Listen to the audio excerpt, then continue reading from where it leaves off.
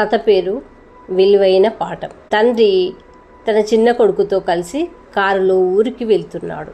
కొంచెం దూరం పోయాక నెమ్మదిగా వాన మొదలైంది. చూస్తుండగానే అది పెరిగి పెద్దగై ఉరుములు మెరుపులతో ఆకాశం దద్దరిల్లి సాగింది. నాన్న, ఎక్కడన్నా కారు ఆపుదామా? వాన తగ్గాక వెళ్దాము అన్నాడు.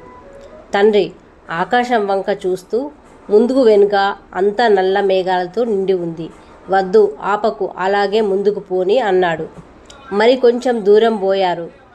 వాన మరింత పెద్దగా అయింది. చాలామంది చెట్ల కింద వాహనాలు ఆపుకొని ఉన్నారు.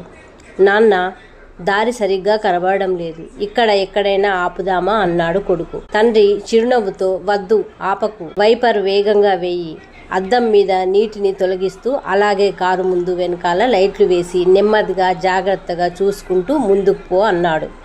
కొడుకు అలాగే నెమ్మదిగా పోసాగాడు. 1 గంట గడిచేసరికి వాన తగ్గడం మొదలుపెట్టింది. మరో పావుగంట దాటాక పొడి నేల కనబడుతుంది. అక్కడ ఆపు అన్నాడు తండ్రి. ఇక్కడ ఎందుకు నాన్న? వాన అసలు లేదు కదా అన్నాడు చిన్న కొడుకు. ఒకసారి ఆపి వెనుకకు తిరిగి చూడు అన్నాడు తండ్రి. కొడుకు కారు దిగి వెనుకకు చూశాడు. వెనుక ఒక వాహనం కూడా లేదు. దూరంగా ఆకాశమంత మేఘాలతో నల్లగా మూసుకొని పోయి కనబడుతుంది.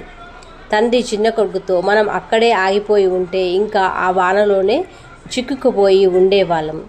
ఎవరైతే ఆపదల్లో ధైర్యంగా జాగ్రత్తగా ముందుకు సాగుతారో వాళ్ళు మాత్రమే వాటి నుంచి బయటపడతారు. మిగిలిన వాళ్ళంతా ఆపదల్లోనే చిక్కుకొని అక్కడే ఉంటారు అని చెప్పాడు.